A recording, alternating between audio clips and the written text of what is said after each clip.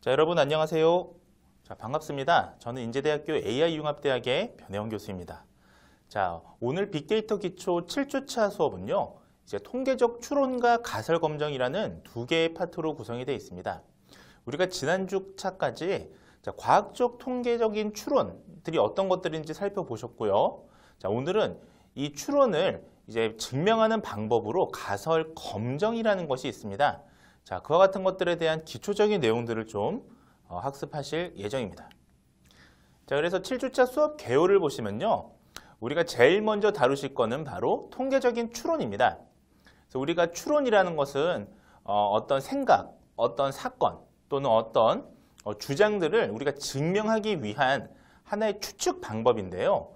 이게 여러분들이 앞서 우리가 1주차 때 보셨던 연역법이나 귀납법하고는 조금 차이가 있습니다. 자, 이것이 왜냐하면요. 통계적인 추론이라는 방법 자체가 이런 동양적인 사고방식이 아니고요. 서구에서 내려온 것입니다. 그래서 우리가 제가 이 수업 때 예를 많이 드는 게 재판 같은 것들이 있는데요. 우리가 사실 보면 재판도 우리 동양적인 절차가 아니라 사실은 우리가 뭐 미국법이라든지 뭐 독일법이라든지 우리가 유럽에서 온 어떤 그런 법들을 기반으로 우리나라 법도 만들어져 있죠. 그래서 법도 보시면 재판을 내리는 과정이 무죄 추정의 원칙이라고 해서 상대방이 죄가 없음을 증명을 해야 이 사람이 죄가 있다라고 얘기할 수가 있는 방법을 쓰는데요. 동일합니다. 연구에서도 이런 무죄 추정의 원칙하고 동일하게 통계적인 추론이라고 하는 절차를 통해서 우리가 진행을 합니다. 그래서 그와 같은 것들을 오늘 살펴보실 거고요. 두 번째는 바로 가설 검정이 왜 필요한지에 대해서 좀 살펴보려고 합니다. 그래서 우리가 이 가설을 검증하는 여러 가지 방법들이 있는데 이게 왜 필요한지 뒤에서 천천히 좀 살펴보도록 하겠습니다. 자, 마지막으로 가설 검증을 하는 가장 대표적인 방법 중에 우리가 이것이 전통적인 통계 방법이든 아니면 빅데이터에 의한 것이든 아니면 머신러닝에 의한 것이든 우리가 다 공통되게 방법이 바로 유의 수준이라는 게 있습니다. 그래서 사실은 나중에 뭐 베이지안 확률 모형이라고 해서 어떤 확률에 근거한 것들에서는 유의 수준을 쓰지 않고 뭐 다른 방법을 쓰기도 합니다만 우리가 대체로 어떤 뭐 데이터가 큰 빅데이터 분석 방법이든 전통적인 방법이든 우리는 어떤 유의 확률 수준 그래서 이것을 통해서 우리가 추론을 하는 방법을 쓰거든요. 그래서 우리가 결국은 빅데이터에 의한 통계적인 방법이라는 것은 확률과 추론 이 두 가지가 굉장히 포인트라고 생각하시면 되는데요. 자, 그 중에서 오늘은 추론에 대해서 좀 말씀을 드리고자 합니다. 자, 그러면 우리가 통계적인 추론이라는 게 뭔지에 대해서 좀 우리가 한번 대화를 나눠볼 필요가 있습니다. 자, 통계적인 추론이라는 거는 결국은 자, 표본에서 얻어진 결과를 기초로요. 모집단에 대한 결론을 이끌어내는 그러한 일련의 과정을 우리가 통계적인 추론이라고 합니다. 자, 예를 들면요. 모평균. 자, 우리가 여기서 우리 지난 시간에 배웠죠. 모평균이라는 거는 예, 맞습니다. population mean. 그래서 population은 결국은 모집단. 그리고 모집단은 여러분들이 증명하고 싶어하는 관심을 두는 그 집단의 전체 집단을 얘기하죠. 결국은 전체 집단의 평균, 이 모평균을 추정하기 위해서 우리는 자, 표본 평균이라는 것을 이용합니다. 자, 이것을 우리가 지지난 시간에 배우셨는데요. 결국은 전수조사, 모집단을 다 조사하기가 어려우니까 자, 거기서 우리가 표본이라고 하는 샘플을 따로 추출하게 되고요. 이 따로 뽑은 이 대표성 있는 샘플, 소위 이제 표본이라는 것에 대해서 평균, 즉 모평균의 추정량을 이용하게 되죠. 자, 이런 것들이 실은 우리가 표본이라고 하는 그 일부의 집단을 가지고 전체 집단을 추정하는 그런 통계적 추론 과정이라고 볼 수가 있습니다. 자, 이때 우리가 사용하는 추정 방법은 크게 세 가지가 있습니다. 자, 이 세 가지를 좀 여러분들이 반드시 기억을 해 주셨으면 좋겠는데요. 자, 첫 번째는 바로 점 추정이라는 방법이 있습니다. 자, 점 추정은 뭐냐면요. 자, 모수를 한 개의 수치로 근사적으로 추정하는 방법을 얘기합니다. 자, 예를 들면 한 개의 수치라는 거에 대표적인 거는 평균이 있죠, 여러분들. 자, 평균 같은 경우는 여러분들 평균이 어떤 평균 80에서 평균 85 이렇게 얘기하지는 않지 않습니까? 여러분의 수학 점수, 우리 반에 예를 들면 수학 점수가 평균 85다 이렇게 얘기를 하지 우리 반의 평균 수학 점수는 83에서 85 사이야 이렇게 얘기하진 않죠. 자, 한 포인트를 집어서 우리가 추정을 하는 방법을 점추정이라고 합니다. 자, 그 다음에요. 두 번째는 자, 구간 추정이라는 게 있습니다. 자, 구간이라는 표현 자체가 보시면 인터벌이라고 여기 나와 있죠. 인터벌이라는 뜻은 여러분들 어디서부터 어디까지를 우리가 인터벌이라고 얘기를 하잖아요. 그래서 구간 추정이라 하면 결국은 일정한 확률 범위 내에서 자, 모수의 값이 포함될 가능성이 있는 범위로 추정하는 그러한 방법을 얘기합니다. 즉, 이 범주 안에 들어갈 것이다 이렇게 해석하는 거예요. 자, 예컨대 이렇게 얘기를 하는 겁니다. 예를 들면 자, 우리가 우리 반의 몸무게를 하나의 수치로 얘기하자면 우리 반 30명의 몸무게는 예를 들면 80kg야 라고 해서 평균 80이야 라고 얘기한다면 점추정이 되겠죠. 자, 근데 평균이라는 게 사실은 굉장히 혼란을 줄 수 있는 그런 지표예요. 예를 들면 극단적으로 몸무게가 100kg인 사람들, 100kg 이상인 사람들이 15명이고 예를 들면 극단적으로 몸무게가 40kg인 사람이 또 나머지 15명이라고 가정해 볼게요. 그러면 우리가 평균 80이라고 얘기하기가 사실 굉장히 어렵죠. 왜냐하면 평균이라는 거는 보통의 사람들을 얘기하는 건데 극단적인 두 집단이 지금 있는데 이것을 합쳐서 한 수치를 얘기하는 건 사실 굉장히 위험하지 않습니까? 그럴 때는 예를 들면 우리 반에 평균적인 일반적인 몸무게인 사람들은 예를 들면 60kg에서 85kg 사이에 있어 라고 해서 이렇게 구간으로 얘기를 할 수가 있는 겁니다. 자, 이런 것을 우리가 구간 추정이라고 하고요. 자, 대표적으로 제일 많이 쓰는 거 이거 반드시 좀 알아두시면 좋겠는데요. 자, confidence interval이라고 해서요. 신뢰 구간이라는 게 있습니다. 그러니까 여러분들 구간 추정에 제일 대표적인 방법이 바로 신뢰 구간이 있다라고 생각하시면 됩니다. 이 신뢰 구간은요. 이걸 좀 줄여서 CI, confidence interval이라고 해서 CI라고 표현하기도 합니다. 대표적으로 이 신뢰 구간에서 제일 많이 사용하는 거는 95% 신뢰 구간이 있습니다. 자, 그 다음에 세 번째 우리가 통계적 추론에서 많이 사용하는 추정량은 가설 검정이라는 것이 있습니다. 실은 우리가 1번, 2번, 3번이 서로 완전 다른 건 아닙니다. 예를 들면 저같이 이제 연구자로서는 연구라고 표현할 수 있고요. 또는 여러분들이 앞으로 이제 직업인이 직장인이 되실 데이터 사이언티스트의 측면에서는 보고서, 레포트라는 게 될 수 있는데 자, 사실은 큰 맥락에서 같은 거라고 제가 말씀을 이전에 드렸습니다. 자, 만약에 여러분들이 데이터 사이언티스트가 되셔서 레포트를 쓰실 때 자, 점추정, 구간 추정, 가설 검정 중에서 하나만 쓰는 건 아니에요. 이거 다 사실은 맥락에서 보면 다 이렇게 쓰게 됩니다. 선택하는 건 아닙니다. 근데 이 중에서 가장 대표적으로 추정하는 방법은 자, 세 번째에 있는 바로 가설 검정이다라고 생각을 해주시면 됩니다. 자, 왜냐하면 이것은 제가 뒤에서 좀 왜 가설 검정이 중요한지 설명을 드릴 텐데요. 자, 그 전에 가설 검정이 뭔지 한번 말씀을 드려보시면 자, 가설 검정이란 모집단의 특성에 관한 가설.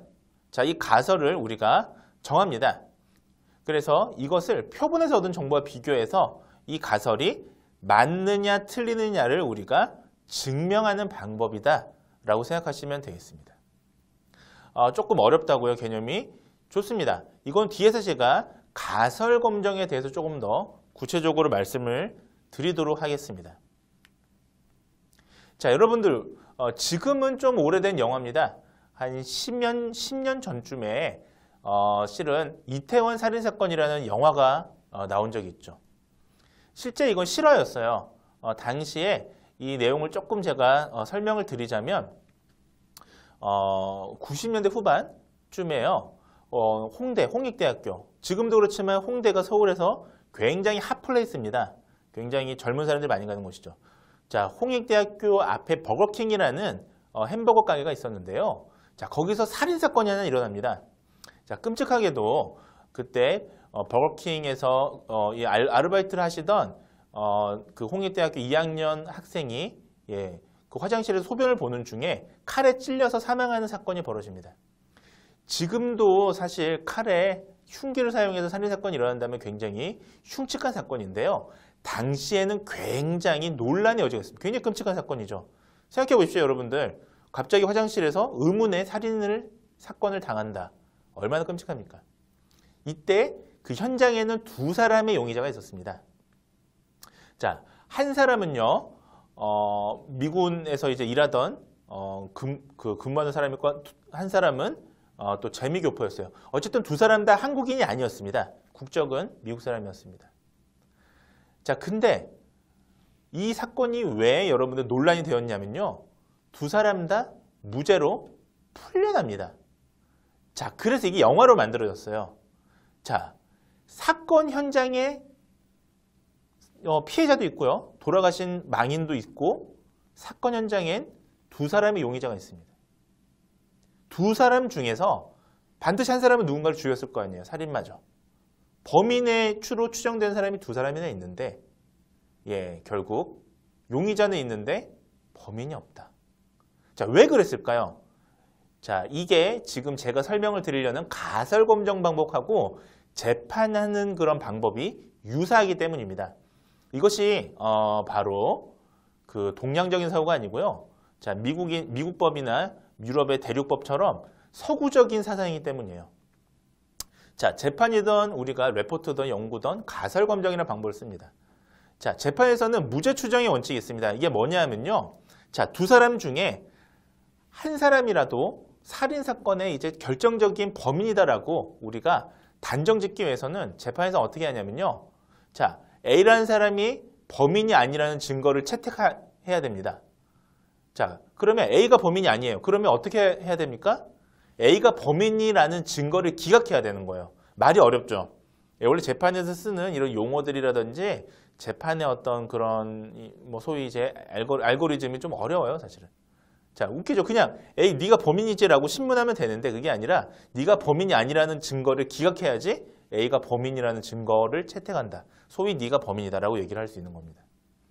이 사건은 결국 A라는 사람도 B라는 사람도 A가 범인이라는 증거를 기각하지 못했고요. B가 범인이라는 증거도 기각하지 못했죠. 자, 왜냐하면 조금 사건을 들어가 보면 심지어 칼도 발견됐고요. 네, 흉기도 당시 살해 흉기도 발견이 됐고 온갖 게 다 발견이 됐는데도 불구하고 결정적인 증거를 찾지 못했기 때문입니다. 자, 이게 바로 우리가 연구에서 사용하는 가설검정의 방법입니다. 자, 가설검정에서는 어떻게 하냐면요. 아까랑 비슷합니다. 자, 가설검정에서는 제가 연구에서 증명하고자 하는 가설 하나 만들고요. 자, 그와 반대되는 가설을 하나 만들어서 그와 반대되는 가설을 기각하면 제가 주장하는 이 가설이 맞다. 이런 식으로 하는 게 우리 연구에서의 가설 검정 방법입니다. 아까 보셨던 재판이랑 유사하죠. 자, 한번 다시 볼까요? 재판에서는 A라는 사람이 범인이라는 걸 우리가 증명하기 위해서는 자, 반대되는 A가 범인이 아니라는 걸 기각해야 A가 범인이 되는 거예요. 자, 연구에서는 내 주장이 맞다라는 걸 증명하기 위해서는 내 주장이 아니라는 반대되는 가설을 하나 더 만들어 놓고 얘를 기각하면 내 주장이 맞다라는 가설을 채택하게 되는 겁니다. 그래서 결국 내 주장이 맞다 이게 되는 거예요. 굉장히 어렵죠. 어렵지만 여러분들 이게 우리나라 사람들, 우리는 좀 동양적인 사고에 있어요. 우리는 동양적인 사고방식에서는 어려운데 서양인들한테는 서구인들한테는 이 사상이 너무나 오래된 사상이고요. 너무나 심플한 거죠, 사실은. 자, 우리는 사실 이상하잖아요. 가설을 두 개를 만들어서 하나를 기각하고 이 가설을 채택한다. 이게 되게 이상한 논리지만 서구적인 논리에서는 이게 굉장히 명쾌하고 심플하다는 겁니다. 자, 그래서 가설검정에 대해서 이거 중요하니까 여러분들 꼭 기억해 주셔야 되는데 자, 정의 먼저 살펴보시죠. 자, 가설검정이란 뭐냐? 표본 자료를 이용해서 통계적인 방법으로 모집단의 특성에 대한 주장을 기각하거나 채택하는 의사결정입니다. 자, 모집단의 특성에 대한 주장, 이것이 가설이죠. 자, 모집장의 특성에 대한 주장, 제가 이렇게 얘기를 하는 거예요. 예를 들면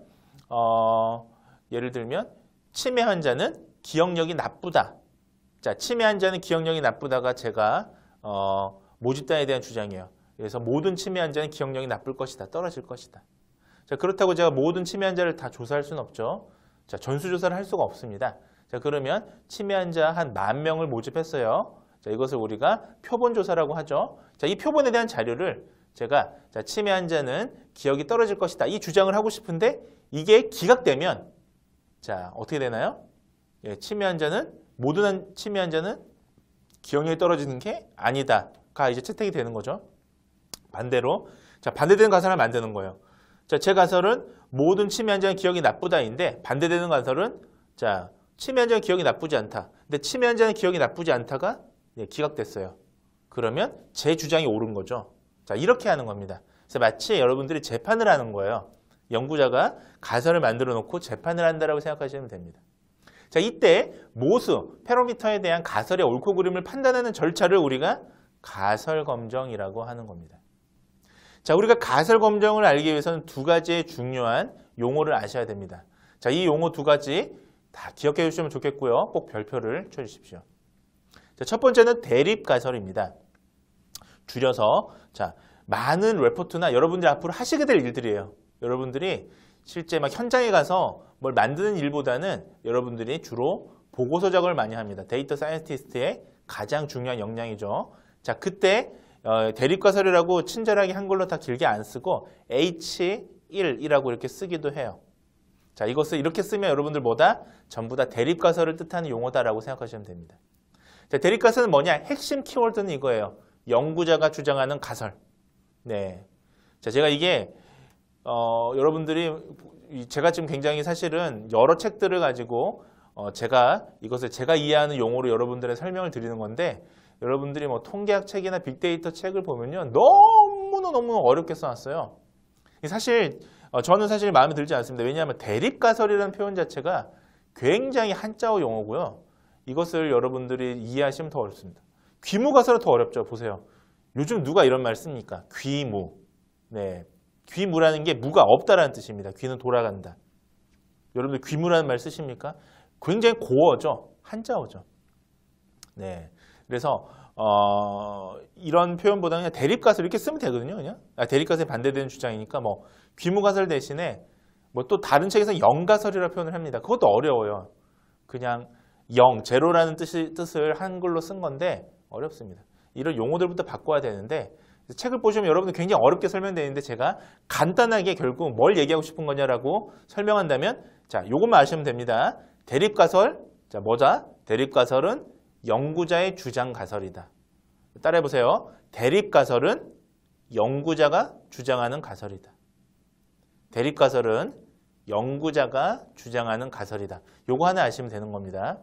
결국 이 연구에서의 또는 이 보고서에서의 바로 결론이죠. 네. 자, 귀무가설은 뭐냐? 귀무. 자, 결국은 제로로 돌아간다는 뜻인데요. 자, 귀무가설은 뭐냐? 자, 귀무가설은 대립가설의 반대 주장이다. 자, 귀무가설은 대립가설의 반대 주장이다. 그러니까 귀무가설이라는 것 자체는 뭐죠? 결국 이걸 기각해야 제 연구가설이 채택이 되는 거잖아요. 그래서 반드시 기각해야 되는 가설이다. 이렇게 생각하시면 됩니다. 조금 이해 가시죠? 자, 제가 옛날에 공부할 때 이게 이렇게 친절하게 풀어서 적혀 있는 책이 없어서요. 굉장히 어려웠습니다. 예, 이 논리적인 사고가 동양인으로서는 저 같은 동양인으로서는 이런 서구적인 세상 이해가 잘 안 가더라고요. 근데 책에서는 이거를 수식으로 막 써놔요. 대립가설에 대한 수, 귀무가설에 대한 수를 막 뭐 공식처럼 써놓으면 자, 여러분들 사실은 말로 풀어서 기억을 하시는 게 훨씬 더 좋습니다.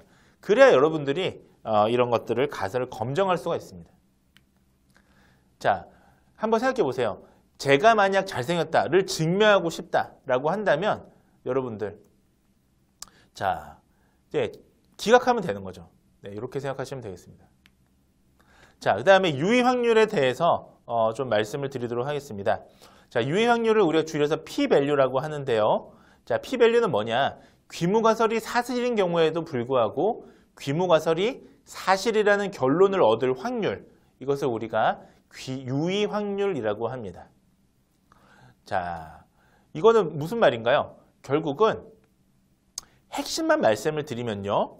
자, 뭐 좀 정의상 제가 말씀을 드리면 귀무가설이 참일 때 실제로 주어진 자료로부터 계산된 검정 통계량보다 더 극단적인 값을 얻을 확률 뭐 이런 건데요. 자, 여기서는 이 정의를 이해하기보다는 여러분들 두 가지의 포인트를 얻어가시는 게 오히려 훨씬 더 효율적입니다. 자, 유형렬은 사실이라는 귀무가설이 사실이라는 결론을 얻을 확률이에요. 그러니까 여러분들 귀무가설이 사실이라는 결론을 얻을 확률이라는 게 자, 느낌상 좋은 거예요? 나쁜 거예요? 네. 귀무가설이 사실인 경우의 변동에도 불구하고 귀무가설이 사실이라는 결론을 얻을 확률. 자, 이거는 결론적으로 말씀드리면 요 밑에 거 요 한 줄을 여러분들이 얻어가시면 됩니다. 자, 유형률은 무조건 작을수록 귀무가설에 반대되는 강한 증거니까 작은 게 좋은 겁니까? 큰 게 좋은 겁니까? 그렇죠. 작은 게 좋은 거죠. 자, 결론적으로 생각을 해보세요, 여러분들. 자, 여러분들을 저 같은 연구자나 여러분들이 나중에 데이터 사이언티스트가 된다고 가정했을 때 그분들은 자, 또는 저는 자, 귀무가설을 채택하고 싶겠습니까? 저의 연구가설을 대립가설을 채택하고 싶겠습니까? 당연히 여러분들 귀무가설을 기각하고 싶죠. 귀무가설을 채택하면 제 생각이 틀린 거잖아요. 결국 귀무가설이 반대되는 강한 증거니까 유형률은 낮은 게 좋다. 자, 이렇게 이해하시면 되겠습니다. 자, 그래서 가설 검정의 과정 4가지를 좀 지금부터 설명을 드릴 텐데 이미 앞에서 좀 길게 설명을 드려서요. 자, 이 부분 제가 좀 간단하게 말씀을 드리겠습니다. 자, 결국 가설을 설정하고요. 자, 대립가설과 귀무가설을 설정을 해줍니다. 그러니까 결국은 앞으로 여러분들이 좋은 데이터 사이언티스트가 되기 위해서는 어떻게 해야 됩니까? 항상 어떤 사건에 대해서 여러분들이 어떤 밝히고 싶은 증명하고 싶은 그런 주제들에 대해서 항상 여러분들이 대립가설, 자, 대립가설은 연구자의 가설이죠. 자, 연구가설이라고 하기도 해요. 대립가설도 하나 만들어 놓고 그에 반대되는 귀무가설도 항상 만들어 놓는 연습을 하시면 여러분들이 역량을 좀 더 넓힐 수가 있습니다. 자, 예를 들면 새로운 치료법, 내가 치료법을 하나 만들었어요. 자, 이 새로운 약물 치료법이 기존 치료법보다 우수하다. 자, 이것이 대립가설, 저희 연구가설이잖아요. 자, 여기에 대한 반대되는 귀무가설은 뭐죠? 자, 새로운 치료법은 기존 치료법보다 동등하거나 동일하거나 그러니까 우수하지 않거나 또는 더 떨어진다. 이것이 귀무가설이겠죠. 자, 그래서 이것을 우리가 기각해야 제 대립가설, 소위 연구가설이 채택이 되는 거죠. 결국 어쨌든 대립가설과 귀무가설을 설정해 줍니다. 자, 두 번째는 표본 자료를 수집을 해야겠죠, 이제. 자, 그래서 수집을 합니다. 그 다음에 적절한 검정 통계량을 계산합니다. 자, 이런 것들은 이제 이 수업에서는 다루지 않고요. 여러분들이 좀 다른 수업 때 이제 앞으로 어떤 검정 통계량을 계산할 것이냐에 대해서 조금 더 통계적으로, 수리적으로, 수학적으로 접근을 하게 됩니다. 이때 중요한 건 분포죠. 그래서 여러분들이 이 분포를 어떤 분포를 선택하느냐에 따라서 검정 통계량이 정해집니다. 자, 그 다음에 유의 수준을 설정을 해줍니다.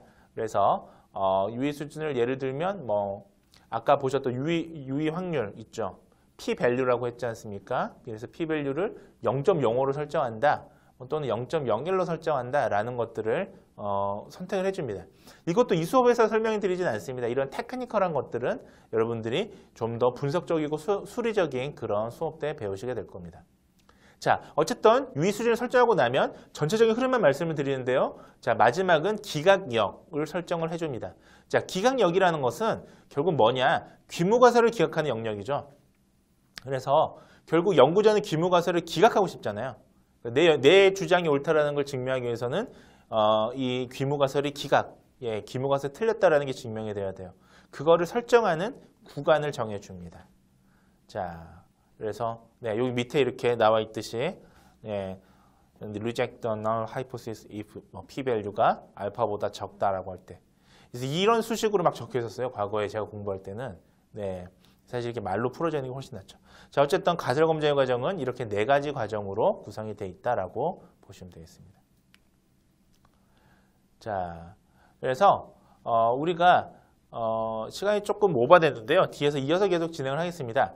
자, 자료의 유형에 대해서 뒤에서 또 말씀을 드리려고 합니다. 그래서 앞에는 우리가 추론의 어떤 가설 검증의 과정에 대해서 말씀을 드렸고요. 자, 이 후반부는 자료의 유형에 대해서 좀 간단히 말씀을 드리고자 합니다. 여러분들, 이 빅데이터의 기초에서 제일 중요하게 우리가 다루는 건 자료입니다. 데이터예요, 결국은. 자, 근데 결국 우리가 이렇게 생각하시면 됩니다. 여러분들이 식품 영양학과 분들 있죠. 영양사분들하고 조리사분들하고 차이가 뭐라고 생각하세요? 요리사분들하고 영양사분들하고. 예, 그분들도 두 분 다, 두 직종 모두 다 요리라는 거에 기여하는 그런 직종이죠. 근데 뭐가 다릅니까? 자, 우리가 영양사분들은 이 어떤 음식에 어떤 영양 성분이 들어가는지, 이 칼로리가 어떤지 이런 것들에 훨씬 관심이 있죠. 근데 사실 요리사분들은 요리를 만들 때 그것까지 일일이 다 계산하진 않지 않습니까?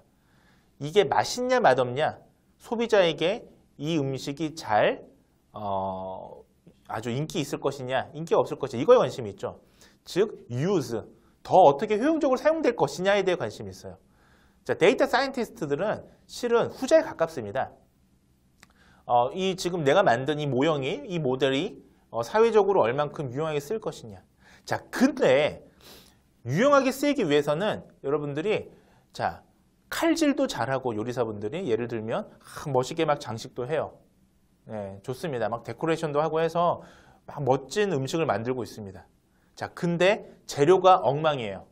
재료가 상했어요. 제가 이 재료를 볼 수 있을 만큼의 영양이 못 됩니다. 자, 그러면 이 요리가 맛있겠습니까, 여러분들? 제가 아무리 빠르게 칼질을 하고 아무리 채썰기를 잘한다고 해도 이 요리가 맛있을 수가 없죠. 왜냐? 재료가 잘못됐기 때문입니다. 자, 여러분들 자료라면 굉장히 중요해요. 여러분들이 인공지능에서 앞으로 인공지능 전문가가 되던 데이터 사이언티스트가 되던 제일 중요한 건 사실은 데이터다. 자, 그러기 위해서 이 수업 때 반드시 알아가셔야 될 게 있습니다. 바로 여러 가지 용어들이 지금 앞으로 사용이 될 텐데, 자, 여러분들이 인공지능을 공부하시던 데이터 사이언티스트가 되시던 뭐 컴퓨터 공학과가 되시던, 자, 변수라고 하는 용어들을 굉장히 많이 쓰게 되는데 이걸 처음 접할 때 이게 무슨 말인지 어려워요. 왜냐? 한자어잖아요. 자, 변수라는 게 뭔지 지금부터 여러 가지 좀 설명을 드리도록 하겠습니다. 연구를 위해서 우리가 자료를 수집하기 위해서는 우리가 파악하고자 하는 현상이 뭔지를 제대로 파악할 수 있어야 됩니다. 자, 현상을 대표하는 게 뭔지를 파악해야 됩니다. 자, 예를 들어 한번 가정해 보시죠. 제가 비만율을 공부하고 싶어요. 자, 우리나라에 현대 21세기에 살고 있는 청소년들의 비만율에 대해서 공부를 하고 싶습니다. 자, 왜냐하면 비만이라는 게 질병이거든요. 예, WHO에서는 비만을 질병으로 정의했습니다. 자, 근데 비만율을 우리가, 자, 비만이라고 하는 현상이죠. 이 현상을 조사하기 위해서는, 자, 여러분들은 뭘 조사하시겠습니까? 왜냐하면 우리가 비만인 사람들이 비만 이렇게 써놓고 다니진 않잖아요. 뭔가를 여러분들이 대표할 수 있는 현상을 조사를 하셔야 될 텐데, 자, 이때 조사할 수 있는 게 대표적인 게 몸무게가 있을 수 있고, 그쵸? 아니면 BMI라는 게 있을 수도 있고요. 네. 아니면 WH라고 힙 레이쇼, WHR, 네, 웨스트 힙 레이쇼라고 해서 뭐 허리 둘레와 뭐 그 엉덩이와의 어떤 비율, 뭐 이런 걸 잴 수도 있고요. 네, 여러 가지가 있을 수 있겠죠. 자, 이런 것들 하나하나가 다 변수라고 합니다. 즉, 우리가 어떤 측정하는 그 하나하나의 지표, 하나하나의 특성을 모두 다, 자, variable, 변수라고 합니다. 자, 연구 대상 단위에 대해서 측정되는 모든 측정 단위는 전부 다 variable, 변수라고 합니다. 자, 수치나 가치가 부여된 상징으로 변하는 연속성의 속성을 지니고 있죠. 결국은 모든 측정 단위는 다 변수다라고 기억해 주시면 됩니다. 자, 예를 들어 볼게요. 저는 만약에 뭐 성대 결절 같은 음성 목소리에 대해서 궁금해요. 그래서 성별, 연령별, 지역별로 이런 후두 질환의 어떤 상태를 파악하고 싶습니다. 자, 이때 여러분들 변수라는 게 뭐가 있을까요? 저 다 변수죠. 성별, 연령, 지역, 음성 전부 다 변수인 거예요. 자, 근데 조금 더 음성 상태라는 거 우리가 한번 생각을 해볼게요. 자, 제가 만약에 목소리의 상태를 알고 싶어서 후두 내시경 검사를 이렇게 했습니다. 자, 후두 내시경 검사만으로는 목소리 상태가 알 수가 없어요. 왜? 자, 후두 안에 덩어리가 달려 있다고 해도 이 사람의 목소리가 어떤지 정확하게 알 수는 없어요. 후두 내시경을 검사할 때는 이 성대가 가만히 멈춰져 있는 상태거든요. 움직인 상태가 아니잖아요. 성대가 움직여야 정확한 음질이나 음도 파악을 할 수 있기 때문입니다. 자, 이때 음성 상태라는 건 개념이에요. 여러분들, 아까 마치 비만이라는 게 개념인 것처럼 목소리의 상태 또한 개념이죠. 이 개념을 우리가 파악하기 위해서 어떻게 합니까? 변수라는 걸 사용을 한다. 자, 그래서 만약에 음성이라는 거를 나타낼 수 있는 측정 지표가 음질, 음도, 후두 이상 이런 게 있다면 음질, 음도, 후두 이상 이런 것들은 전부 다 변수가 되는 거죠. 자, 연령, 성별, 지역 이것도 역시 변수가 되는 겁니다. 즉 종합하면 정리하자면 자, 모든 측정 단위는 하나하나는 변수다라고 생각하시면 되겠습니다. 그래서 여러분들이 만약에 딱 요리사예요. 그래서 물고기를 한 마리 딱 잡아서 머리, 가슴, 꼬리로 이렇게 나눴어요. 하나는 전부 다 변수가 되는 거예요. 머리라는 변수, 몸통이라는 변수, 꼬리라는 변수. 자, 이렇게 생각하시면 되겠습니다. 자, 굉장히 중요한 걸 오늘 말씀을 좀 드리려고 합니다. 변수의 종류인데요. 크게 변수는 세 가지로 나눌 수 있고 사실은 더 많이 나눌 수도 있습니다. 그리고 이것을 줄여서 독립변수는 X라고 표현하기도 하고요. 종속변수는 Y라고 표현하기도 하고요. 혼란변수는 G, Z라고 표현하기도 합니다. 이거 외에도 물론 매개변수도 있고요. 상당히 많이 있습니다만은 잠재변수도 있고요. 자, 하지만 여러분들이 반드시 알아둬야 될 한 세 가지가 있고요. 그 중에서도 상대적인 순위를 말씀을 드리자면 1번, 2번은 반드시 알아두셔야 됩니다. 그래서 앞으로 여러분들이 무슨 레포트라든지 보고서라든지 또는 수업 때, 이 수업 말고 다른 수업 때도 이런 표현들을 굉장히 많이 쓰실 거예요. independent variable이라든지요, 또 predict이라든지요, 또는 독립 변수라든지요, 설명 변수라든지 이런 표현들을 쓰는데 실은 좀 혼용되어 있는 용어들이죠. 그래서 이걸 친절하게 이게 원인이 되는 변수야 이렇게 얘기해 주지 않아요. 그러니까 여러분들이 이 용어들을 반드시 알아두셔야 됩니다. 그래서 자, 독립 변수라는 게 무엇이냐? 자, 핵심만 말씀드릴게요. 원인이 되는 거예요. 원인이 되는 건데, 자, 그래서 우리 원인이 되는 것을 예측 또는 설명하는 변수라고 표현하기도 합니다. 그래서 독립 변수 하면 반드시 알아두세요. 독립 변수는 뭐다? 예측 변수이다. 설명 변수이다. 같은 말이에요. 자, 독립 변수는 예측 변수이다. 또 설명 변수이다. 아시면 되겠습니다. 자, 실험을 할 때 실험자가 임의로 통제 가능한 변수이고요. 자, 그래서 독립 변수라고 얘기하기도 합니다. 자, 영향을 주는 변수죠. 결국 뭐가 되겠습니까? 인과관계에서는 원인이 되는 변수죠. 이것을 우리가 독립 변수라고 합니다. 자, 종속 변수는 뭐냐? 자, dependent variable라고 하는데요. 자, 이것은 반응 변수라고도 부릅니다. 그래서 관심이 대상이 되는 변수 또는 영향을 받는 변수라고 우리가 표현을 합니다. 이것을 우리가 종속 변수라고 합니다. 그래서 여러분들이 반드시 알아두셔야 될 것은 자, 다시 한번 예시를 드리자면 독립 변수는 원인이 되는 변수고요. 종속 변수는 결과가 되는 변수다라고 우리가 반드시 기억하셨으면 좋겠습니다. 자, 그렇다면 혼란 변수란 무엇이냐? 이것은 좀 우리가 이해하기 어려운 개념인데요. 자, confounder라고 하기도 하고요. confounding variable이라고 표현하기도 하는데 자, 이것은 결론적으로 제가 핵심만 말씀을 드리자면 자, 숨겨져 있는 또 하나의 Z 변수를 얘기합니다. 자, 이것을 처음 발견했을 때 예를 들면 이런 연구가 있었어요. 자, 생각해 볼게요. 한번 가정을 들어보겠습니다. 자, 예를 들면 옛날에 NEJM이라고 하는 아주 전 세계에서 가장 유명한 저널에 1950년대 이런 저널이 실립니다. 커피를 많이 마실수록 암에 걸릴 위험이 높아진다. 예, 어떻습니까, 여러분들? 이 얘기를 들으시면 여러분들이 커피가 마치 암의 인과적인 관계, 즉 커피가 암을 유발하는 어떤 원인이 된다고 생각을 할 수 있잖아요.